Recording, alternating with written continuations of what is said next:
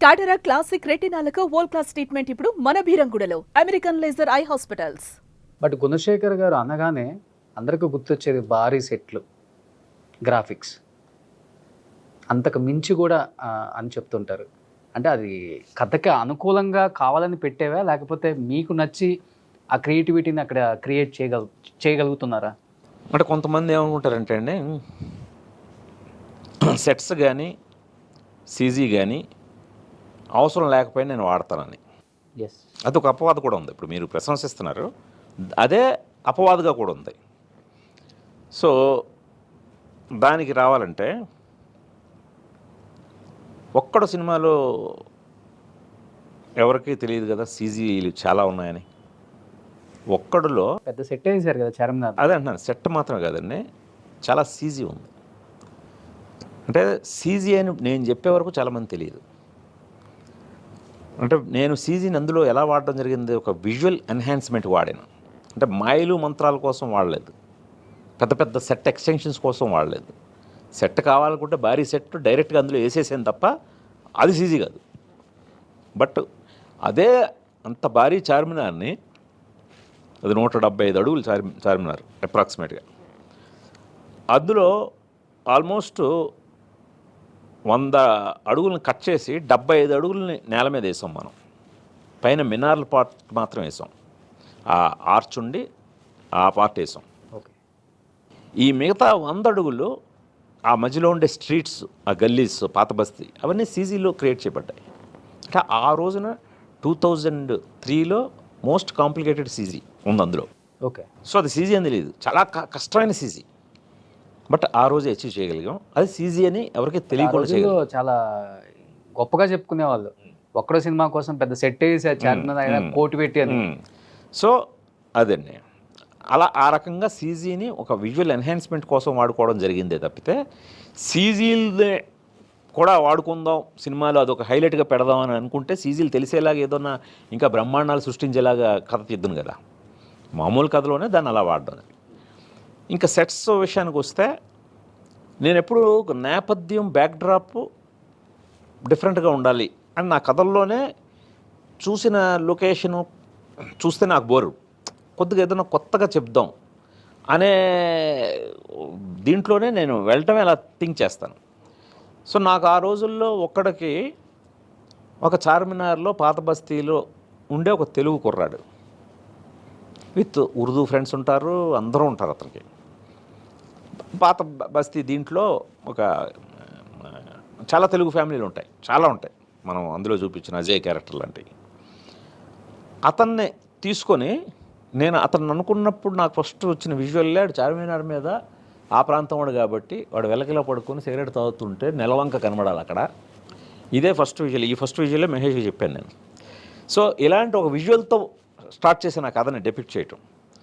అక్కడ roof tops మీద నుంచి చూస్తే చార్మినార్ చాలా అందంగా ఉంటుంది. చార్మినార్ని నేల మీద నుంచి చూస్తాం ఇప్పుడు మనం, ఎందుకంటే మనం కింద నుంచి వెళ్తూ ఉంటాం. సో పూర్తి చార్మినార్ కనబడుతుంటుంది మనకి. నాకు ఆ విజువల్ కనబడలేదు. అక్కడ ఉన్న డాబాల మీద నుంచి చూస్తే చార్మినార్ భలే ఉంటుంది. అంటే ఓన్లీ మినార్లు కనబడతాయి, కింద పాటు కనబడదు. ఇలా డెపిక్ట్ చేసుకున్నాను కథని. సో అందుకనే రూఫ్ టాప్స్ మీద చార్మినార్, ఈ 4 మినార్లు ఉండే సెట్ని నేల మీద వేయడం జరిగింది. ఓకే, సో ఈ డెపిక్షన్ కొత్తది. దీన్ని మనం అప్పట్లో చార్మినార్ పర్మిషన్ లేదు వెళ్ళి తీయడానికి. ఇలాంటి ఒక రూఫ్ టాప్స్ బ్యాక్డ్రాప్లో చేయాలంటే అక్కడ చుట్టుపక్కల ఉన్న ఒక 100 ఇళ్ళ వరకు పర్మిషన్ తీసుకోవాలి, ఒక 100 ఇళ్ళ వరకు. అందుకని దాన్ని సెట్ చేయడం జరిగింది. ప్రతి హీరోకి తండ్రి ఉన్నారు కాబట్టి స్టార్ అనేది యాడ్ అవుతూనే ఉంటుంది. మెగా స్టార్ అనో, సూపర్ స్టార్ అనో, రెబల్ స్టార్ అనో, ఇంకో స్టార్. బట్ ఒక్కడికి బిఫోర్ మహేష్ బాబు వేరు, ఒక్కడి తర్వాత సూపర్ స్టార్ మహేష్ బాబు వేరు. తర్వాత అర్జున్ సైనికుడు అటు ఇటుగా ఉన్నప్పటికి కూడా ఇప్పటికీ ఆయన ఎక్కడైనా ప్రస్తావించేటప్పుడు ఒక్కడ ముందు ఒక్కడ తర్వాత అని కూడా చెప్తుంటారు. తర్వాత పోకిరి కూడా చెప్తారు. తర్వాత ఎలా ఉంటుంది మీ ఇద్దరి మధ్య ర్యాప్, బాండింగ్? ఇప్పుడు గుణశేఖర్ గారు అడిగితే డేట్స్ ఇచ్చే పొజిషన్లో ఉంటారా ఎప్పుడైనా? జస్ట్ ఫోన్ కాల్ ఇవ్వండి, నా దగ్గర కథ ఉండాలి తప్పితే మహేష్ బాబు అనబడేవాడైనా, అల్లు అర్జున్ అయినా, చిరంజీవి గారైనా, నాతో సక్సెస్లు ఫెయిల్యూర్లు రెండూ ఉన్నా నా ఎఫర్ట్లో లోపం ఉండదనేది వాళ్ళకి తెలుసు. అందువల్ల నన్ను ఈ రోజుకి నమ్ముతారు. ఆ కథల వల్ల ఏదైనా తప్పు జరుగుతుందేమో తప్పితే తన లేజినెస్ వల్ల తన సిన్సియారిటీ లోపించో ప్రొఫెషనలిజం లేకుండా సరిగ్గా వర్క్ చేయక సరిగ్గా వదిలేసాడు ఇలాంటి కారణాల వల్ల అవి ఫెయిల్ అవ్వలేదు. ఈ విషయం వాళ్ళకి తెలుసు. సో నేను కూడా ఈ రోజుకి గట్టిగా దాన్నే నమ్ముతాను. సో అందువల్ల అందులో ఆశ్చర్యం లేదు సార్. నేను కథ అనుకోలేదు తప్పితే నాకు సిద్ధం వాళ్ళు. ఓకే. సో క్రియేటివిటీకి కేర్ ఆఫ్ అడ్రస్ ఎవరు అంటే కారోజు గుణశేఖర్ ఇంటి ముందు ఆగే పొజిషన్ ఇప్పుడు వరకు కూడా ఉంది. అంత క్రియేటివిటీగా క్రియేటివ్ డైరెక్టర్ అని పేరు తెచ్చుకున్నా కూడా బట్ థియేటర్లో రిలీజ్ అయిన తర్వాత బోల్తా పడ్డ సినిమాలు చాలానే ఉన్నాయి. మీ ఎక్కడ లోపం సార్ అసలు ఇది? తెలిస్తే కథలో లోపమా లేకపోతే అదే చేసుకున్న హీరోలలో లోపమా? అదే తెలిస్తే అసలు ఈ పాయింట్ డిస్కస్ చేయాల్సిన అవసరం కూడా ఉండదు కదా. నాతోనే కాదు, చాలా మంది 30 సంవత్సరాల్లో ఇంకా తెలుసుకోలేకపోయారా? 30 కాదండి, ఇంకొక 30 జన్మలెత్తినా తెలుసుకోలేము. ఎందుకు ఒకటి ఫెయిల్ అవుతుంది ఓకే అనేది ఎప్పటికీ నాకే కదా, ఎవరికి తెలియదు కదా, ఎవరు తెలుసుకోలేము కదా.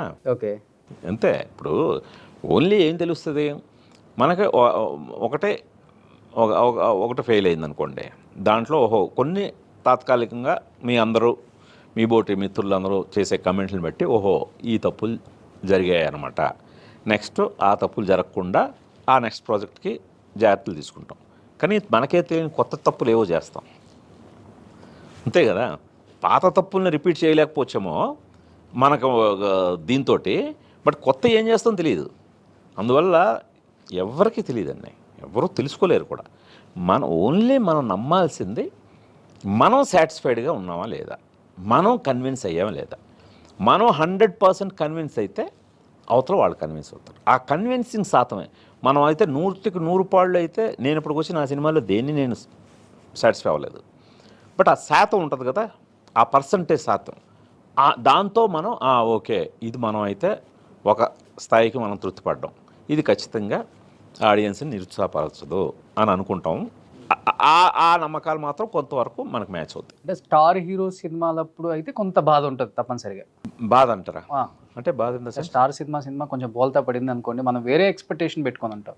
అవును, అప్పుడు కొంచెం ఉంటుంది. అది ఉండదు సార్. ఇప్పుడు ఫర్ ఎగ్జాంపుల్ నేను చూడాలనుంది ఆ రోజుకి ఇండస్ట్రీ హిట్ అది.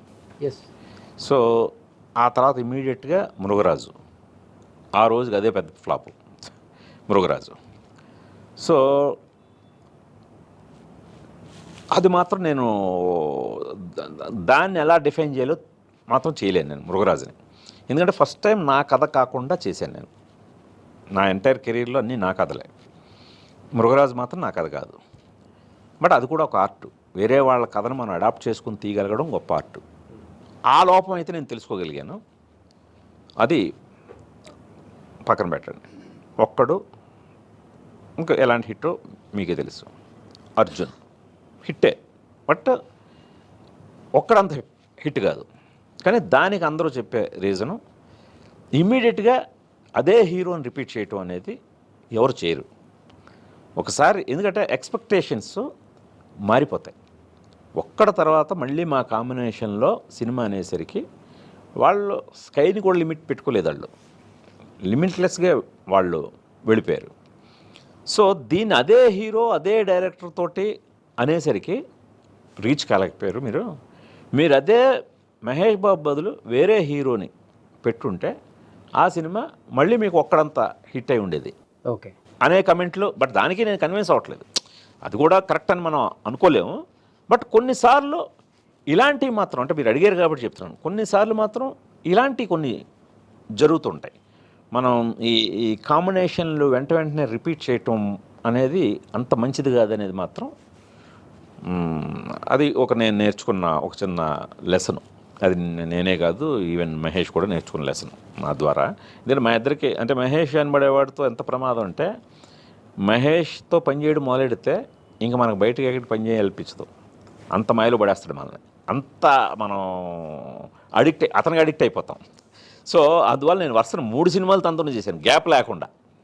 అంటే అర్జున్ తర్వాత మళ్ళీ సైనికుడు తనతోనే చేశాను. సో ఇది ఎక్కడ జరగలేదు కూడా. 3 సినిమాలు ఒకే డైరెక్టర్ ఒకే హీరో కంటిన్యూ అయింది లేదు. ఇది కూడా కరెక్ట్ కాదు. మనం మళ్ళీ మధ్య మధ్యలో వేరే వెళ్ళి వస్తుంటేనే మనల్ని మనం కొత్తగా ఆవిష్కరించుకోవడానికి, మళ్ళీ ఆడియన్స్కి మనల్ని మనం కొత్తగా చూపించడానికి కూడా వీలవుతుంది. సార్ ఇప్పుడు రాజమౌళి గారితో వర్క్ చేయాలని చాలామంది హీరోస్ రెడీగా ఉన్నారు. ఎప్పుడు డేట్స్ ఆయన అడగాలి కానీ డేట్స్ ఇవ్వడానికి రెడీగా ఉన్నారు. ఒకప్పుడు గుణశేఖర్ గారితో స్టార్ హీరోస్ అంత రెడీగా ఉంటారు, ఎప్పుడెప్పుడు వెయిట్ చేయాలి సార్ ఎప్పుడు పిలుస్తారని. నేను విన్నాను అక్కడ ఇక్కడ. ఒకనొక టైంలో ఒక మంచి బర్త్డేకి అల్లు అర్జున్ గారు వాళ్ళ నాన్నగారు ఏదో గిఫ్ట్ అడిగితే ఏం కావాలి అని నీకు గుణశేఖర్ గారితో ఒక సినిమా తీయాలి అని అడిగితే వరుడు సినిమా తీశారు. కానీ అది మీ బోటి ఒక జర్నలిస్టే దానికి ఫస్ట్ రివ్యూలో ఫస్ట్ లైన్ అదే పెట్టు, పాప మామూలు గిఫ్ట్ ఇవ్వలేదు, మర్చిపోలేని గిఫ్ట్ ఇచ్చాడు గుణశేఖర్ వరుడు రూపంలో అని చెప్పి దాంతోనే స్టార్ట్ చేశారు. కొంచెం అలాంటి టైంలో ఉంటుంది బాధ అంతే. అంటే బాధ ఆనందం రెండు ఏమి మనం ఇక్కడ శాశ్వతం కాదండి. ఆనందం శాశ్వతం కాదు, బాధ శాశ్వతం కాదు. అందుకని మనం ఎంతసేపు చెక్ చేసుకోవటంలో మన ప్రయత్నం లోపం ఎక్కడెక్కడ జరిగింది, ఓకే మనం ఊరిని ఎఫర్ట్ అవుట్ పెట్టేస్తున్నాం అదొకటి కాదు, అదొకటే సరిపోద్దు, మన క్యాలిక్యులేషన్స్ తప్పు అవుతున్నాయి అనేది మనం రియలైజ్ అవ్వడం. సార్ 30 సంవత్సరాలలో 13 సినిమాలు అంటే చాలామంది డైరెక్టర్స్ని చూస్తుంటే ఫిగర్స్ అన్నీ కూడా బాగా గట్టిగా ఉంటాయి. గుణశేఖర్ గారికి ఎందుకని ఫిగర్స్ పెంచుకోవడం ఇష్టం ఉండదా, లేకపోతే ఎప్పుడో చేద్దాంలే ఒక సినిమా? భయం, సినిమా చేయాలంటేనే భయం. ఫస్ట్ ఆఫ్ ఆల్ నా పేరుతోటి ఒక సినిమా బయట రావాలంటేనే భయం. సో ఆ భయం వల్ల కొద్దిగా ఆచితూచి అడుగులు అది కరెక్ట్గా వేయడం జరుగుతుంది, చాలా తప్పుగా ఆచితూచే చాలా తప్పుగా వేయడం జరుగుతుంది. సార్ ఈ భయం మధ్యలో వచ్చిందా? మీరు నా కెరీర్ గ్రాఫ్ మీకు తెలిస్తే నేను నా ఫస్ట్ ఫిలిం లాఠీ కంటే ముందు రాజశేఖర్ గారితో చేశాను. అది ఒక షెడ్యూల్ అయిపోయాక ఆ సినిమా నుంచి నేను బయటకు వచ్చాను. సో అంటే ఏ రేంజ్ కంటే క్రియేటివ్ డిఫరెన్సెస్ వస్తే పాపం రాజశేఖర్ గారు గుణశేఖర్ నేను ఒక బ్రదర్లా ట్రీట్ చేసి చెప్తున్నాను, కొన్ని కన్విన్స్ అవ్వు, నువ్వు కాంప్రమైజ్ అవ్వు, ఫస్ట్ సినిమాకి అన్నీ నువ్వు అనుకున్నట్టు తీయాలంటే కుదరదు కదా, కొన్ని మా మాటకు కూడా విను అన్నారు. ఆయన చాలా మంచి సలహా ఇచ్చారు, బట్ నేను వినలే, నాకు వద్దు సార్, నా వల్ల కావట్లేదు. సో అని అంటే ఫస్ట్ నాకు తెలిసి ఆ పీరియడ్లో ఒక సినిమా నుంచి ఒక డైరెక్టర్ బయటకు వచ్చేయటం అనేది నాతోనే మొదలైంది. ఓకే, అప్పటి వరకు అలా వచ్చిన సందర్భాలు నాకైతే తెలియదు. సో అలాగ నేను బయటకు వచ్చేసి మీడియాకి ఒకటే స్టేట్మెంట్ ఇచ్చాను, ఒక చెడ్డ సినిమాకి దర్శకుడిని అనిపించుకోవడం కంటే ఒక మంచి సినిమాకి ప్రేక్షకుడిని అనిపించుకోవడం నాకు ఇష్టం. అందుకని నేను హ్యాపీగా మంచి సినిమాలు తీసుకుంటాను. మంచి సినిమాలు డైరెక్ట్ చేసే వీలు కలగనప్పుడు మంచి సినిమాలకు ఆడియన్గా ఉండడం నాకు ఇష్టం. ఇప్పుడు నేను ఇది వదిలేసి రావటం వల్ల నాకు నెక్స్ట్ సినిమా డైరెక్షన్ దొరకవచ్చు, దొరకపోవచ్చు, బట్ మంచి సినిమాలు చూసుకుంటాను బాబు అని వెళ్ళిపోయాను. అంటే అంత ఇది ఉన్నవాడిని, అంత కన్విక్షన్ ఉన్నవాడిని. సో అందుకని ఆ కన్విక్షన్ తోటే చాలా క్యాలిక్యులేటెడ్గా తప్పులు చేస్తాను, ఒప్పులు జరుగుతాయి. అందువల్ల అది మన చేతుల్లో ఉండేది కాదు. బట్ నా కన్విక్షన్ అయితే మాత్రం నేను అలాగే ఉంటాను.